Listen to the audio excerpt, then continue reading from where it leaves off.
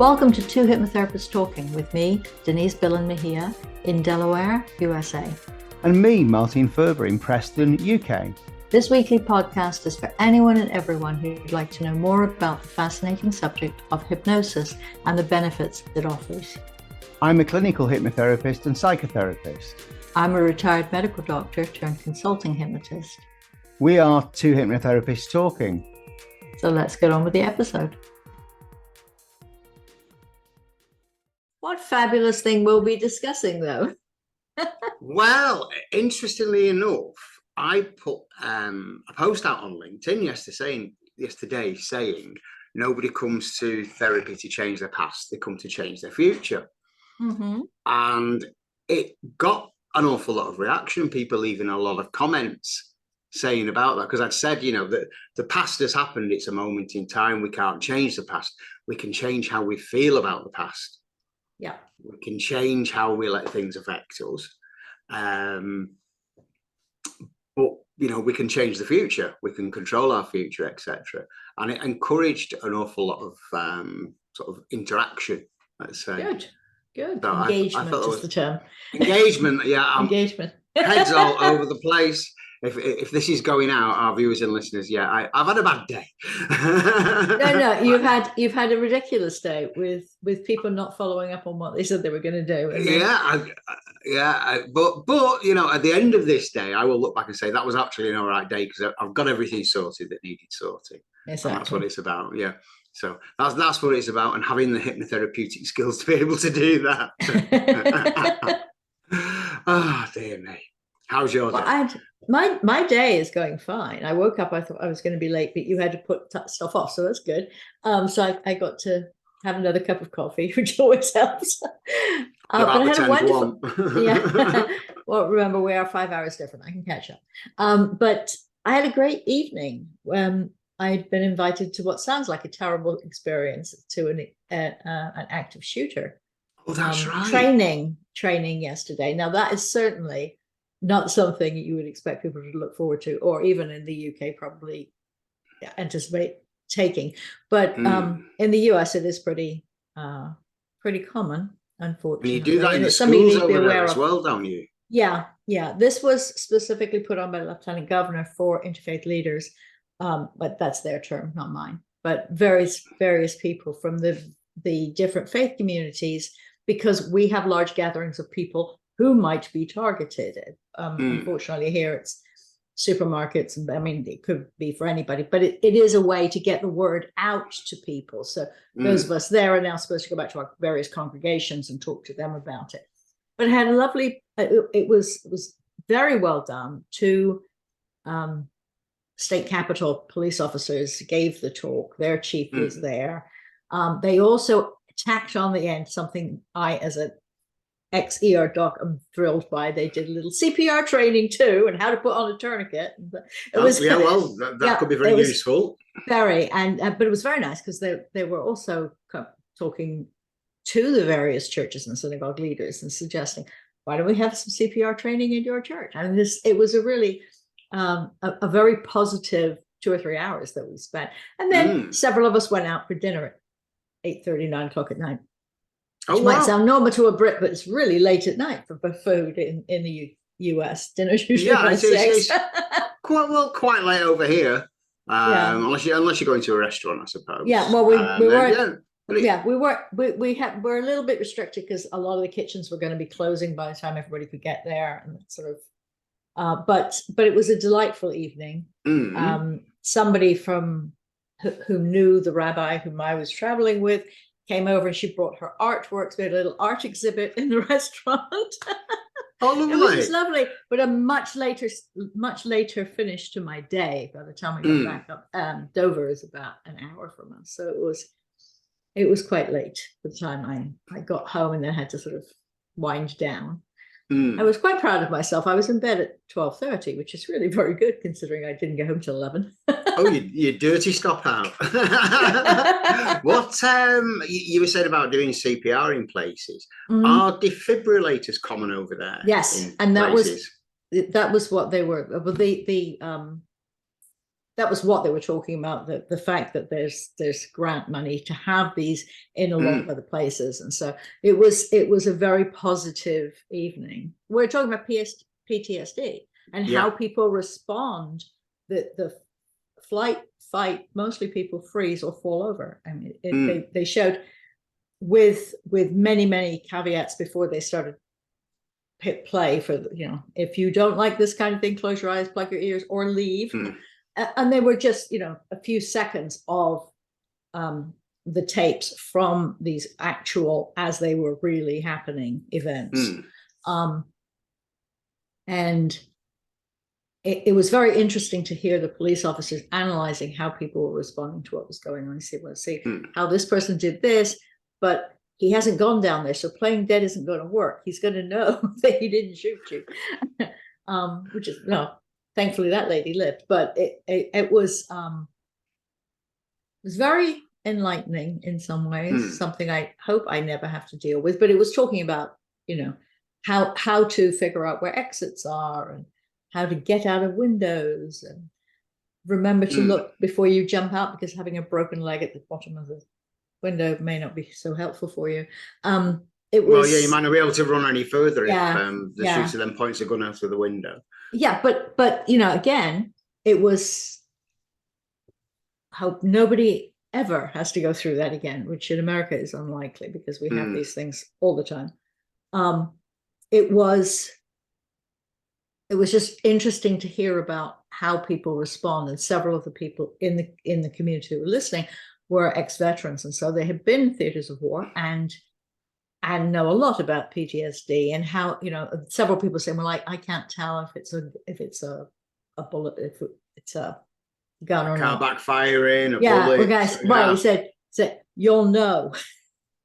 So, so it was very interesting. It was very interesting to ponder how I might respond if something like that were to happen.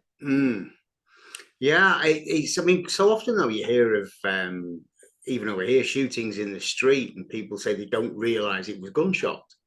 They hear loud noises in succession, bang bang bang, and it's only think, oh, maybe it was a firework going off, because that would be perhaps your first thought over here, right? Whereas over there you might think it's a gun. Yeah, I think part of that is how far away is it when it's here. If you're hearing it and it's close to you, it doesn't sound like firing cars. But it was, it was just very interesting. And one of the things, of course, that has happened here on a number of occasions is shootings in schools. And of course, children are lots of places with their adult parents when they are in other places than schools. There was a video which showed a mother trying to get her child out of a stroller in order to run, despite the fact that she would have taken that child in and out of that stroller, hundreds of times probably by the age of the kid. But she couldn't, because nothing works when you're in panic mode. Of course, absolutely. Well, logic goes out the window, doesn't it, when the primitive mind takes over? Right. But I don't think you can get hypnotized to deal with a possible future that you hope will never happen. But I do think it's perhaps a pause to think back to. But again, it's another, that of course is a terrible trauma. But there are lots of little traumas that can affect children. How that child who's being, half of the stroller was going with the parent as they were trying to get away. I mean, how is that little one going to be remembering that event? Because some part of her will remember that event. I mean, I can remember being at school as a child at primary school, and of course you do your fire drills once every term or every year, and the children we used to have to line up outside to be counted by our teachers, etc. And I can remember a couple of children being really upset, but what if there was a fire, and you starting to sort of negatively forecast what will probably never happen, but some children would be really upset by it. Maybe it was the manner in which the fire drill was done. Maybe, they were, more sensitive to that kind of thing, to that kind of stimuli. Well, and they may have had a relative who had a fire. I mean, there are so many things that affect people. One of the things they did point out, though, the police officer speaking said, I remember rolling my eyes. Here we go again, another flipping thing. It's never going to happen. But I assume he's remembering being an adolescent. That sounds more of an adolescent than a younger child. But it's muscle memory. It's so you learn, you have to do it every year, not only because yes, it's engraved, but also your exits are different when you're in a different room. So you need to learn. Yeah. So that was a very interesting evening, and it was beautifully finished off by going for a lovely dinner. Nothing about trauma in a lovely restaurant, where of course, had something happened, we would now. Well, the first things we sat down and said, okay, where are the exits? All right. Well, keeping on a similar theme of the intellectual side of the brain and the primitive side, and PTSD when things take over. We all know when we're in the primitive side of the brain, logic can go out of the window. Now, this coming week is, of course, Valentine's Day. Oh, so, yes. Yeah. So what I'm thinking is, let's just talk a little bit about why logic can go out the window when somebody falls in love. It's a long time ago now. I don't know. But it's a similar principle, isn't it? Your emotions, period. Yeah, whatever they are. Yeah. Yeah, but those those primitive instincts have taken over, and you find yourself feeling very, very different from how you did the day before. For example, if you just met somebody you've fallen in love with, and logic tends to go out of the window. You sort of idealize everything, and you may not see the bad side of somebody, or absolutely. faults. And it spills over to everything else. It's rosy-colored glasses. The world's a wonderful place, which is nice. Yeah, but it's the same principle, isn't it? Yeah. So, do you work with people who are? Well, a rare person would go to a therapist because they've fallen in love and they feel wonderful. So why would they need to? But people on the other side of that coin, quite often. I have dealt with somebody who sort of, in their words, had lost that loving feeling and wanted to get it back. They were quoting the lines they of were a song to me. Still in the relationship. Okay. That's good. And they actually wanted to start seeing more of the positive side of their partner. They freely admitted their partner hadn't changed very much, but they had, and they wanted to sort of take a kinder look out for their partner and at their partner, and wanted to get that loving feeling back. As I say, they quoted the lines of a song to me when they spoke to me. This was quite some time ago now. And they wanted to just, and generally it was the same situation with a lot of people. Their metaphorical, should I say, put my teeth in, stress bucket was full. And so, of course, when we're stressed up, we tend to see things in the worst case scenario, and that includes people. Yeah, and everything that they do irritates even more. Yeah. And once I'd explained that, because they thought something was wrong with them, their partner hadn't particularly changed towards them, but they felt differently and didn't want to feel like that. It takes quite a bit of insight to realize that isn't the case. It's usually, oh, you're just not the man I married. Feeling. Yeah, so I just thought that one might make an interesting explanation as well, with it being Valentine's Day this week. And of course, mentally healthy relationships. Yes, that's always good. It's all mental health and mental well-being. I like to say mental wellness, not mental illness. It's all about, I would say my number one thing in a mentally healthy relationship is knowing each other's boundaries and sticking to them. And each other's languages. Yeah. And I don't mean, Dutch or English. You don't mean literally as, or Spanish from English. Yeah, that's interesting. Another commonality between us. We're both married to people who are from not our culture. Yeah. Well, does your other half swear in his native language or in English? Depends. Yeah. He's lived here for a long time now, and it's quite a long time. He realized after a few years here, he realized he was dreaming in English. The same thing happened with Nick. I asked him what language do you dream in. He dreams in English now. He swears in English, but if he starts swearing in Flemish, I know to just leave him alone. That means he's in a really bad mood. It means he's thinking in Flemish as well. Right. Yeah. What I found with Francisco is he will quite often say something in Spanish to a relative, particularly before his mother passed. He would be speaking to his mother and then look at me and think he was translating because he's on the phone, and so I'm talking to Denise. I'll speak to her in English, but it's Spanish that's coming out, and I speak Spanish, so it's okay. But it was very clear he thought he was speaking English. He wasn't. Those are the words that are coming out. You don't realize what language you're actually using, because a lot of the time it's not words. Some people think quite differently.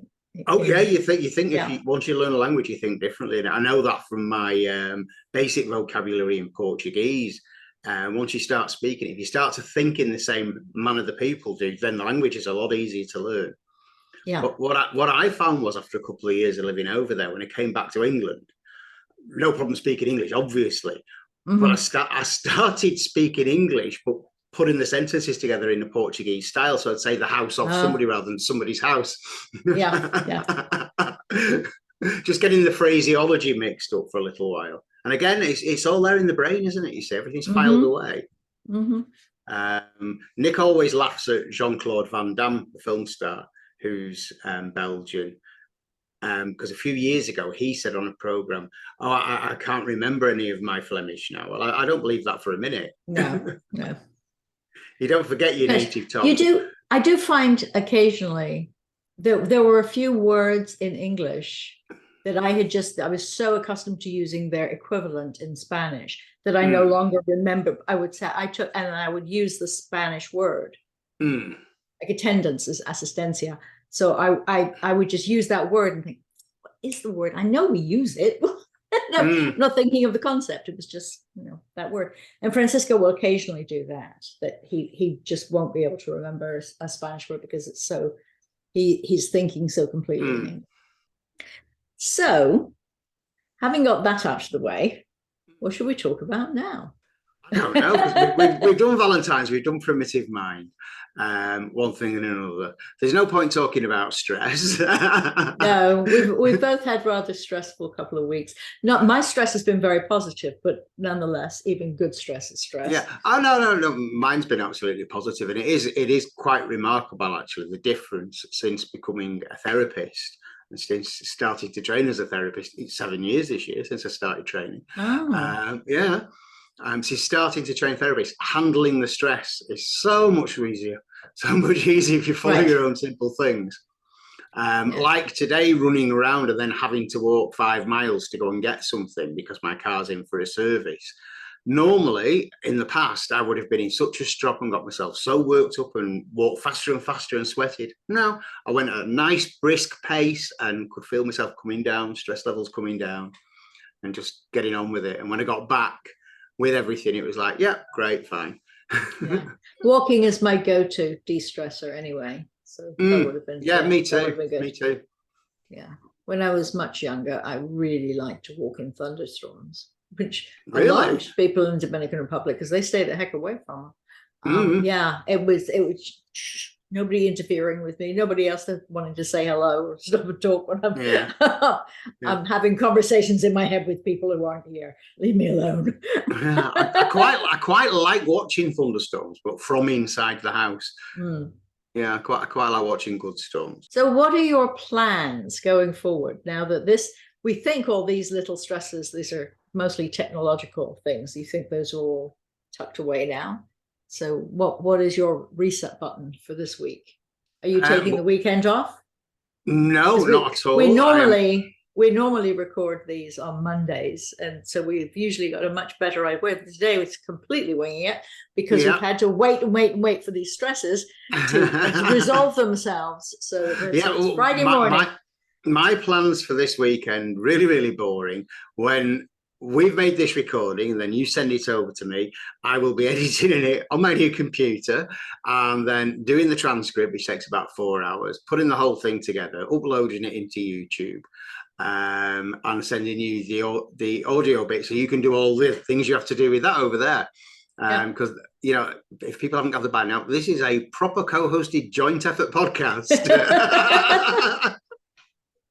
Yes, and I will send you the other links back. Yes. Yeah, that's it. So so if you're listening to this now on Sunday, this was a very quickly put together podcast. Yes, we didn't want to leave you without anything. Although you may make you think these people are crazy. Yeah, we are. Yeah, call us and talk to us. Yeah.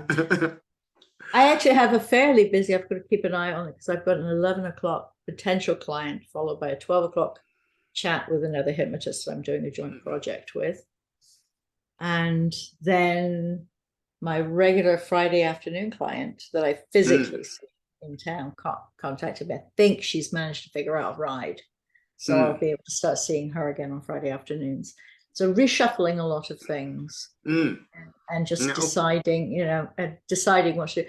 And then, when you had to put this call off by half an hour, I thought, oh, let me get on my email. Oh, doctor's appointment coming up. Oh, let me arrange to get my labs done. I have this calendar constantly redoing things in my head.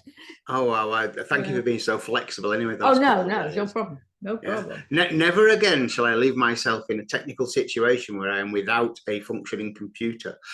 Yes. Yeah. So next week next week I'm off to buy a new laptop as well. So I've got the battery. Okay. Yeah. Okay. So you don't trust this one to be no, because the batteries, I can see the battery dying as we're speaking now. That'll do as an emergency backup, but I need 2 functioning computers. I need a base one and a laptop, and then I'm sorted. What I would like to talk about for a few minutes before we wrap up for today, actually, is, I'm going to be teaching mental health first aid to people within companies. Mental health first aid over here, it went in front of Parliament this week over here, actually. They're trying to legislate that all workplaces over a certain size will have to have a mental health first aider as well. At the moment, you have to have a medical first aider, i.e., if you cut your finger, there's somebody at work you can go and see who will deal with it for you. If you're feeling faint, you can go and see somebody and they will make an assessment. There may be a medical intervention required. Which circles back to the earlier part where I was talking about why I was at a training and up late last night. Yeah. That if we can catch people who are having problems earlier, we see them earlier and can reach out and ask if they're okay before, maybe some of this would be less awful. Absolutely. The other thing is as well, of course, I mean, are you talking about before somebody turns into a rampant gunman? Yeah. Yeah, exactly. I mean, not having access to guns definitely would improve the situation. Well, yeah, but a lot of this see the difference. Yeah. I've worked at a place for 40 years and they've just given me my pink card or whatever color it is in England. Yeah, and it's just the straw that breaks the camel's back for a lot of people that these things happen. And so, I mean, obviously there are mental illnesses that are not going to be able to be fixed no matter what, but there are also there's just so much pain in the world and absolutely so much isolation. And this last 3 years with people having to be in lockdown, a lot of social normal connection has been lost. Yeah, I mean, connection's vital. We know that. We say it virtually every episode as well, don't we? That human interaction and human connection is vital. We are tribal creatures. That's what's built into us. That's how the evolutionary process continued. When we do something that benefits a community, we get a buzz, we get a nice feeling, don't we? If we're in a group of people, I don't know, something as simple as we bring a cake into work and everybody says thanks, it makes you feel good, doesn't it? Yeah, absolutely. Yeah. And somebody brought cakes into work for me yesterday. Oh, how nice. Oh, that's right. You did. Yes. Yeah. A visitor came and brought me cake. Well, she brought 2 cakes, one for her, one for me yesterday. And that was so lovely. And then at the end of it, she told me it was her birthday. Oh, that's even nicer. Yeah, it was even nicer. She bought her own cake. Yeah, but I thought, well, thank you for sharing some of your time with me on your birthday. How lovely. It was really, I was absolutely made up. Yeah, that's lovely. Yeah. And a very nice cake too, Marks and Spencer's. and your cups of tea, because other supermarkets are available. We have to say things like that, don't we now? So it's not a product placement. Yeah, other supermarkets are available. Yeah, we get sponsorship from them. I'd be really quite surprised. But that ritual of having a cup of tea with somebody when they come to your house, all of those rituals help cement relationships. Yeah, I mean, that's always the case, though, isn't it? When you go to somebody's house, or somebody comes to your house, offering them a drink, offering them something to eat, depending on the time of day. Okay, you maybe don't want somebody dropping in at 7 p.m, and you have to give them dinner when it's unplanned. But if somebody drops in the afternoon, a piece of cake, some biscuits, whatever, Right. and a drink. Of course, that's what we do. I think that's fairly normal through most cultures, isn't it? Right. Absolutely. Offering some kind of food or drink. Yeah, and it's almost an insult not to take it, which can be confusing for some people, I think. It's one of the things when you're working in hospital settings, I'm actually told to, when you go in, and it can be very fast-paced in an emergency room. You're on your feet and running most of the day, but you are supposed, when you go in, to ask anything that might, other than, have you eaten yet? Thank you. And those very short questions, as you're supposed to sit down, because it's a signal that I'm here and I'm going to pay attention to what you're doing. And I think that is possibly where it comes from. It's also an open-handed gesture, I trust you. You're not poisoning me with your tea. I am a generous person. I am giving you a biscuit. I think a lot of those things are built on ways that humans have developed to share and to trust each other. Yeah. Well, again, there goes another thing in trust. Trust, rapport, absolutely essential to what we do. Absolutely. Yeah. Without rapport, but truthfully, in most interactions with human beings, there has to be an element of trust. Oh, absolutely. Yeah, absolutely. If somebody coming cleaning your windows, you want to be able to trust them. So they're not peering in to see what they could steal, or anything else. And trusting a car mechanic to fix your car. Right. You want to make sure he's done the brakes properly. Or drop off the keys so you can go pick it up later. Yeah. Right. Well, we'll make this a very quick episode today, Denise, and we'll say goodbye to our listeners and viewers and let them know that. And many may be relieved, because it was the most rambling one we've done yet. I know. Well, we go off on a tangent. But next week we've got Dr. Eugenia next week, and you won't hear very much from Denise and I in that episode because she's got so much to tell everybody. And I think that was a really, really interesting podcast that we recorded with her, and I'm quite looking forward to that one going out as well. So yes, we'll say goodbye to everybody for this week. And they'll have to put up with this again following Eugenia before Joe, because Joe's is also again interesting. Yeah. Well, we'll have our next one better planned out. But in the meantime, thank you for joining us again, and we'll see you soon. See you soon. Bye-bye.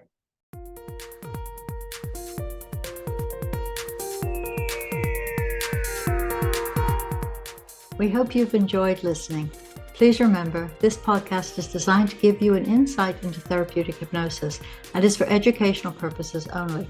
So remember, consult with your own healthcare professional if you think something you've heard may apply to you or a loved one. If you found this episode useful, you can apply for free continuing professional development or CME credits using the link provided in the show notes. Feel free to contact either of us through the links in the show notes. Join us again next week.